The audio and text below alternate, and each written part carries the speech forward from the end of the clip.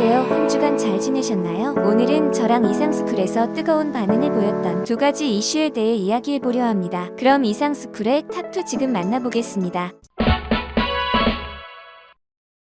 현재 폴란드의 한국 방산 뉴스는 주변국들과 방산시장 1위 미국에서까지 대대적인 보도를 하고 있습니다. 특히 일본의 전문가들은 한국과 폴란드에 밀착을 두고 양국의 협력은 일본에 피해를 입힐 것이라며 한국은 폴란드를 시작으로 유럽 시장을 장악할 것이라고 주장했습니다. 심지어 일본은 자신들의 마지막 남은 자존심과 같은 사업마저 한국에 빼앗길 상황이라는 의견을 제시했습니다. 그런데 일본은 방산 수출보다는 수입이 두드러지는 나라인데 왜 이런 주장이 나온 것인지 궁금해지는데요. 앞서 한국과 폴란드의 방산 빅딜을 이후로 유럽을 비롯한 세계 각국들의 한국 방산에 대한 관심이 쏟아지고 있습니다. 현재 FA50의 잠재 고객으로 불리는 나라들을 살펴보자면 우크라이나의 미그 29를 모두 넘겨 사실상 전투기가 없는 슬로바키아, 전투기 퇴역을 앞두고 대체 고등훈련기가 필요한 불가리아, 중고 라팔 12대를 구매했지만 유지비 부담에 경량형 전투기 겸 훈련기 도입을 추진 중인 크로아티아, F-35A와 동시에 보조 기체 도입을 원하는 루마니아, 특히 오스트리아는 얼마 전 유로파이터 타이푼 12대를 도입했지만 임무 장비 탑재가 불가능해 분통을 터뜨리고 있는데, 따라서 해당 기체를 중고로 매각하거나 폐기한 후 운용할 염가형 전투기를 찾고 있다고 합니다. 이처럼 현재 유럽에서만도 한국산 무기를 도입하려는 나라들이 줄을 짓고 있습니다. 콧대 높은 유럽국들이 아시아에 한국산 무기를 도입하는 모습을 보이자 미국과 중국의 텃밭이었던 남미 대륙에서도 한국의 방산에 주목하는 모습을 보이고 있습니다. 이에 남미 언론들은 우루과이와 아르헨티나가 한국 방산에 큰 관심을 보인다고 전했습니다. 남미 국가들이 한국산 무기에 눈을 돌린 이유는 폴란드의 대규모 계약에서 시작되었는데요.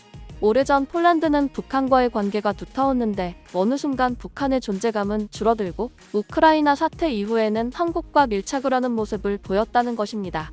이처럼 폴란드가 한국산 무기를 대거 수입했다는 것은 한국산 무기의 성능이 입증되었다는 것이고, 민주주의 국가들에서 미국을 잇는 방산 수출 국가로 떠오르는 사실이 증명된 것입니다. 우루과이는 예전부터 한국의 기술에 상당한 관심을 보였고 항만을 배우고 싶어해 한국에 대한 관심이 상당히 높은 국가입니다. 한편 아르헨티나가 한국 방산에 관심을 갖는 이유는 상당히 재밌는데요. 20세기 초 당시부터 일본인들이 브라질 이주를 하며 양국의 관계는 상당히 좋습니다. 그런데 아시다시피 아르헨티나와 브라질의 사이는 한일 관계 못지않게 좋지 않죠. 따라서 아르헨티나는 브라질을 견제하기 위해 한국의 편에 서는 나라로 유명합니다. 어쨌든 이러한 이유로 아르헨티나와 우루과이는 현재 한국 방산에 주목하는 상황입니다. 또한 두 국가 이외에도 콜롬비아는 앞서 FA50 도입 계획에 대한 논의를 시작한 바 있습니다. 외신들은 전 세계적인 한국 방산 시장의 위상 상승에 사실 아직까지 한국과 폴란드는 MOU 체결에 지나지 않는데 벌써부터 이러한 현상이 나타난다며 놀라움을 감추지 못했습니다. 이에 전문가들은 우크라이나 사태 이후 민주주의 국가들에서 중러 무기 시장은 메리트를 잃었기 때문에 미국산 무기들과 호환성이 좋은 한국 방산이 주목을 받는 것은 당연하다는 입장입니다. 또한 주목할 점은 FA50 경공격기만으로도 한국 방산 시장이 주목을 받는데 KF-21이 운용되기 시작하면 그 파장은 더욱 클 것으로 보고 있습니다. 한편 국제사회가 한국 방산에 주목하자 일본은 한국이 폴란드와의 협력으로 일본의 자존심을 무너뜨리려 한다고 주장하기 시작합니다. 실제 한국은 폴란드 현지에서 K2 전차 등을 생산하며 이를 유럽 주변국들로 수출할 계획을 하고 있습니다. 물론 유럽 시장에서 한국의 영향력을 볼 때 일본 입장에서는 부러워하는 것이 당연합니다. 그런데 일본이 주장하는 것은 방산 분야가 아니라 전기차 배터리 분야로 주변국들은 의아함을 드러냈는데요. 일본이 이런 주장을 한 이유를 살펴보면 앞서 2020년부터 한국은 폴란드를 유럽 국가 중 전기차 배터리 산업의 리더로 만들 것을 시사했다는 것입니다. 이후 한국산 전기차 배터리는 폴란드 내에서 엄청난 성장을 거뒀고 1위를 달리던 일본산 배터리는 중국의 저가 공세에 밀린 상황입니다. 그리고 지난달 LG 에너지 솔루션 최고 경영자 권영수 부회장이 폴란드 생산 공장의 스마트 팩토리 추진 상황을 점검하기 위해 유럽 출장길에 오르자 일본은 예민한 반응을 보였는데요. 방산을 시작으로 한국과 관계가 가까워지고 한국 기술에 대한 신뢰가 상승해 폴란드가 전기차 배터리마저 한국산을 밀어주기 시작했다고까지 말했습니다. 일본으로서는 자동차와 전기차 배터리가 거의 마지막 남은 산업이기에 이 분야에서는 한국을 앞서야 한다는 주장이 지배적이었습니다. 그런데 한국은 일본의 이러한 주장이 무색하게 폴란드 공장에서의 산업을 더욱 확대하는 모습인데요. LG 에너지 솔루션은 북미 3대 완성차 업체인 포드의 인기 전기차 모델인 머스탱, 마하이와 전기 상용차인 이트랜짓의 판매 확대에 따라 배터리 공급을 추가적으로 늘려나간다고 지난달 밝혔습니다.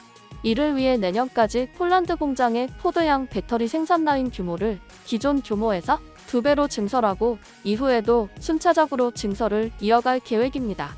이처럼 한국이 폴란드 전기차 공장에서 계속되는 성과를 이어가자 전기차 배터리 산업에 모든 것을 쏟아부은 일본은 망연자실하는 모습입니다. 그런데 앞서 일본의 말대로 폴란드가 한국을 밀어준다는 느낌이 들 만큼 폴란드는 인프라까지 모두 한국에 맡기는 상황인데요. 폴란드가 추진하는 약 10조 원 규모의 신공항 개발 사업에 한국 기업이 참여하는 기반이 마련됐습니다. 폴란드 신공항 사업은 기존 폴란드 수도 바르샤바, 쇼팽공을 대체하는 신규 허브 공항의 건설과 철도, 배후도시 개발을 포함하는 대규모 복합 운송허브 개발 사업이며 폴란드 신공항이 개발되면 2035년 약 4천만 명, 2050년 약 1억 명의 여객 처리가 가능한 메가 허브 공항으로 거듭날 것으로 기대됩니다. 이와 더불어 한국과 폴란드의 협력은 원전과 첨단 산업으로까지 이어지는데요. 이창양 산업통상자원부 장관이 지난달 폴란드를 방문해 원전 세일즈에 힘을 쏟았습니다. 폴란드는 지난해 2월 2040 에너지 전략을 통해 2043년까지 총 6기 원전 건설 계획을 발표했는데 가급적 올해 중 무형을 결정해 2026년 착공한다는 계획입니다. 이에 이 장관은 축사를 통해 폴란드 원전 사업에 대한 높은 참여 의지, 원전을 바탕으로 한 양국 산업의 미래 발전을 설명했으며 바라카 원전에서 최고의 안전성과 기술력을 검증한 한국이 폴란드의 원전 건설에 최고의 파트너가 될 수 있음을 다시 한번 강조했습니다. 한편 한국과 폴란드의 관계 강화를 지켜보는 국가는 일본만이 아니었는데요. 중국은 앞서 유럽과 대만 문제 등을 놓고 폴란드를 우군으로 확보하려고 나섰습니다. 왕이 외교부장은 지빌그니에프 라우 폴란드 외교장관, 세라코비치 세르비아 외교장관과 각각 만나 중, 동부 유럽 국가들의 협력 필요성을 주장했습니다. 왕이 부장은 라우 장관과 만난 자리에서 중국은 국제 및 지역에서 폴란드의 영향력을 중시한다면서 전략적이고 장기적인 차원에서 양국 관계를 유지하고자 한다고 밝혔습니다. 이에 라우 장관은 폴란드가 중국의 정당한 권익을 이해하고 존중한다면서 중국과 유럽 관계의 건강한 발전에 노력하겠다는 입장을 전달했습니다.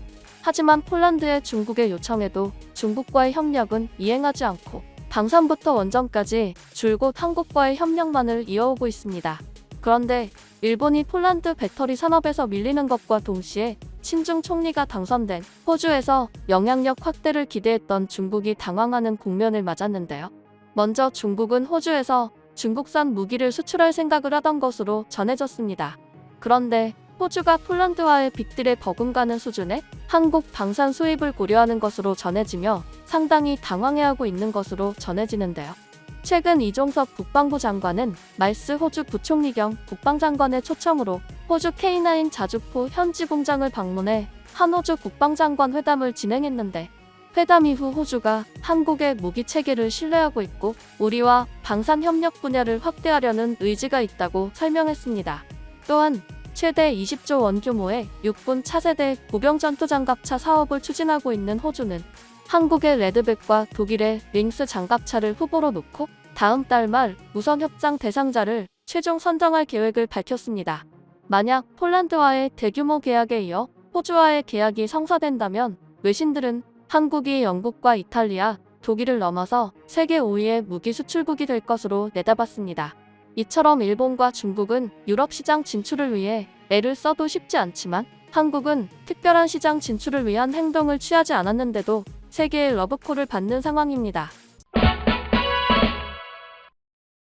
제2의 중국이라고 불리는 베트남이 국토의 남북을 잇는 고속철도 사업을 재추진합니다. 로이터 통신은 베트남 정부가 14일 960마일 1545km의 철도 건설 방안을 다음 달 정치국에 제출할 예정이라고 밝혔다고 보도했습니다. 공사비는 최대 587억 달러, 한화로 약 76조 7천억 원으로 예상되고 있습니다. 현재 정부 계획에 따르면 고속철도 건설 사업은 먼저 2032년까지 247억 달러, 약 32조 3천억 원을 투자해 665km 구간을 개통할 예정입니다. 베트남은 제2의 중국으로 불리며 제조업이 매일 성장하는 가운데 교통 인프라의 한계를 느껴 몇 년 전부터 고속철도 건설을 해야 한다는 주장이 나왔습니다. 앞서 베트남 600억 달러에 육박하는 예산으로 진행되는 고속철도가 완공이 된다면 경제 발전에 큰 도움이 되고 베트남은 고속철도가 있는 강국이 될 것이라고 밝혔습니다. 그러나 반대 여론도 만만치 않아 논란이 되고 있는데요. 우선 베트남 고속철은 정부의 환상이라는 지적부터 나옵니다. 전문가들은 예산 600억 달러로는 턱없이 부족하다고 주장하며 나라 사정을 감안하면 비현실적인 발상으로 사회적 상황에 적합하지 않으며 건설 비용 조달 등에 대한 대안도 없다고 비판하는 것입니다. 이처럼 베트남 내에서도 찬반이 갈리는 고속철 사업 수주 국가에 한국도 포함되며 베트남은 한국의 반응에 기대하고 있는 것으로 보이는데요. 수주 국가에 한국이 포함된 데는 지난 2009년 교통부는 베트남 철도와 관련하여 7개의 한국 투자 컨소시엄이 35km 규모의 하노이 전철 건설에 나서고 있으며 야짱과 호치민을 연결하는 철도 프로젝트에 21억 달러 규모의 BOT 계약을 체결했다고 발표한 적이 있습니다. 과거 한국이 베트남 고속철 사업에 참여 의사를 보였었고 삼성 등 한국의 대기업들이 베트남에 진출해 베트남의 GDP를 책임지자 베트남은 한국의 의사를 묻기 이전부터 한국을 수주 국가에 포함시키는 모습을 보인 것입니다. 그런데 베트남은 한국을 사업 파트너로 포함시키며 자신들이 과거에 한국의 한 행동들은 생각하지 않고 베트남은 한국을 좋아한다고 주장하고 있습니다. 그러면서 베트남은 위드 코로나로 관광 수요가 점점 증가하는 가운데 한국 관광객도 많다며 기뻐하고 있는데요. 이에 한편에서는 코로나 사태 초기 당시 아시아나 회황 사건 등 베트남이 한국의 기분을 상하게 만든 사건들이 있었는데도 왜 굳이 다시 베트남을 가냐는 비판의 목소리도 많습니다. 그러한 사실을 알고 있음에도 여러 한국인들은 저렴한 가격과 현지 물가에 여전히 해외여행으로 베트남을 찾는다는 것입니다. 이처럼 한국인들의 베트남 여행이 계속되자 베트남은 한국을 상대로 관광을 독려하고 있으며 한국의 베트남 사업이 더욱 성장하기를 기대하고 있습니다. 그런데 베트남의 한국 투자에 대한 기대감과 달리 한국의 기업들은 베트남에서의 사업을 하고 싶어 하지 않는 모습이 연출되며 베트남이 당황하는 모습이 나타나고 있는데요. 아무리 베트남이 한국에 기분 상하는 행동을 했어도 기업 입장에서는 이익만을 보고 사업을 추진할 수도 있는데 어떠한 상황이길래 기업들도 베트남 사업을 꺼리는 것일까요? 먼저 현대건설만 보더라도 하노이 지하철 2호선을 건설하는 도중 반복되는 공사 지연으로 인해 손실 대금 1억 1,470만 달러를 요구하며 공사 중단을 선언했습니다. 컨소시엄에 따르면 실제로 공사 구간의 부지 정리가 완료되지 않아 이미 지난 6월부터 공사가 중단된 채 현장이 방치돼 있습니다. 이에 하노이도시 철도관리위원회의 한 고위 관계자도 이 프로젝트가 일정보다 훨씬 늦어지고 있다는 사실을 인정했습니다. 당초 하노이 지하철 2호선은 원래 2018년 완공 예정이었으나 2022년 12월 변경됐는데 관계자들은 이것도 현실적으로 불가능해 보인다고 말합니다. 그런데 현대건설이 이처럼 공사 중단까지 단행한 것은 베트남의 공사 대금 미지급이 이번이 처음이 아니라고 하는데요. 피해 기업이 한둘이 아니며 형제국으로 불리는 일본 기업마저 베트남의 대금 미지급에 피해를 본 것으로 알려졌습니다. 지난 2020년 7월 2호선 지상구간 시공사로 참여하고 있는 DLENC는 공기 지연에 따른 추가 공사비 4천억 동을 당국에 요구했습니다. 당시 DLENC 측은 계약서에 정리가 끝난 부지를 넘겨받기로 했지만 1년 반이나 지체되면서 공사 기간이 2년 연장됐다고 밝혔습니다. 이 문제와 관련 MRB와 하노이시는 협상 끝에 1,900만 달러에 한참 못 미치는 660만 달러 지불에 합의한 것으로 전해졌습니다.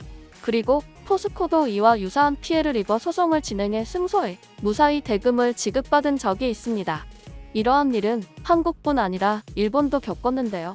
2018년 베트남 호치민시가 추진했던 첫 지하철 사업을 수주한 일본 기업도 공사 대금이 밀려 중단될 위기에 처했었습니다. 당시 우메다 구니오 주베트남 일본 대사는 최근 호찌민시 인민위원회와 베트남 정부 등에 보낸 서한에서 호찌민 지하철 공사 대금 미지급분이 1억 달러를 넘어섰다고 밝혔습니다. 이처럼 한국과 일본 기업들이 겪은 피해를 살펴보면 그 방식이 상당히 비슷한데요. 베트남이 일방적으로 잦은 설계, 노선 변경으로 진행해 공사 기간을 길어지게 해 그로 인해 발생한 공사 지연 대금을 기업들이 청구하면 최소한의 금액만 지급하는 방식입니다. 이쯤 되면 베트남이 처음부터 이럴 생각으로 공사를 시작했다는 생각밖에 들지 않는데요. 그런데 앞선 사례들보다 더욱 놀라운 상황이 현재 베트남 호치민에서 벌어지고 있습니다. 불과 11km인 호치민시의 지하철 2호선의 완공이 현재 대금 문제로 기약 없이 지연되고 있습니다. 호치민의 2호선 사업은 2010년 시작되었는데 아직까지 10년 넘게 지연이 되고 있는 것입니다. 심지어 2010년 사업 승인 시 사업비는 13억 달러였는데 계속된 사업 지연으로 2019년 당시만 해도 21억 달러로 증가했습니다. 그런데 이게 문제가 해당 사업에는 유럽국들의 투자 자금이 들어갔다는 것입니다. 따라서 한국과 같은 베트남을 경험한 아시아 주변국들과 달리 베트남의 말도 안 되는 모습에 현재 유럽국들은 아연실색을 하는 상황인 것으로 전해집니다. 이에 유럽 국가들은 참지 못하고 기존 감리단과의 계약 갱신까지 해지했습니다. 이처럼 이제 아시아를 넘어 유럽까지 베트남의 실상을 알게 됐는데 이는 신경 쓰지 않고 무턱대고 고속철도 사업을 추진하는 것입니다. 그런데 현재 한국보다 일본이 먼저 베트남의 피해를 입을 것으로 예상된다며 일본 내부에서도 걱정의 목소리가 나오는데요. 먼저 한국은 현대건설이 공사 중단을 단행하며 베트남 내 사업은 보다 신중하게 결정한다는 입장입니다. 아무리 계약서 공증을 받아도 막상 공사가 시작되면 베트남 당국의 태도가 변하는 것을 이미 겪었기 때문입니다. 그렇기에 고속철도 사업이 77조 원에 육박하더라도 한국이 사업을 진행하는 것은 상당히 위험하다는 것입니다. 11km밖에 안 되는 지하철 공사도 10년 넘게 완공이 안 되는데 국토를 가로지르는 철도 사업이 한 번에 제대로 진행될 리가 만무한 것입니다. 이처럼 한국과 앞서 베트남을 경험한 유럽이 베트남의 초대형 사업 소식에도 적극적인 모습을 보이지 않자 베트남은 다른 카드를 꺼내는데요. 베트남 정부는 한국과 유럽에 외면받는 남북고속철도 건설을 일본 정부가 지원해줄 것을 요청했습니다. 판민진 총리는 지난 22일 타다시 마에다 일본국제협력은행 회장을 접견한 자리에서 일본의 고속철도 건설 경험에서 많은 것을 배우고 싶다며 이같이 요청했습니다.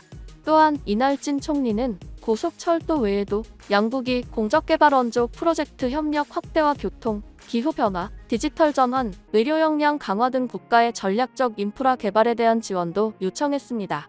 베트남이 일본에 이러한 요청을 하는 것은 앞서 기시다 총리가 한 약속 때문으로 보여지는데요. 작년 11월 영국에서 있었던 COP26 총회에서 기시다 총리는 2050년까지 베트남의 탄소 중립 목표 실현을 위해 일본 정부에 100억 달러 원조를 약속한 바 있습니다. 따라서 베트남은 자신들의 인프라 구축을 일본에 요청한 것입니다. 한편 일본이 국가 예산 중 일부를 동남아 국가들에 투자하는 이유가 있는데요. 중국이 1대1로를 앞세워 영향력을 강화하자 이를 막기 위해 일본도 국가 예산을 동원해 일본의 존재감을 과시하려는 것입니다. 그런데 일본의 이러한 정책에는 부작용이 있었습니다. 베트남이 철도 사업을 부탁하는 지금 일본도 베트남에서 진행하는 사업의 위험성을 알지만 쉽게 거절할 방법이 없습니다. 실제로 일본 전문가들도 베트남 철도 사업은 선진국에서 해도 어려운 사업이라며 베트남이 예상하는 완공 시점인 2050년에 끝난다고 해도 거의 30년에 육박하는 시간이 걸린다고 지적했습니다.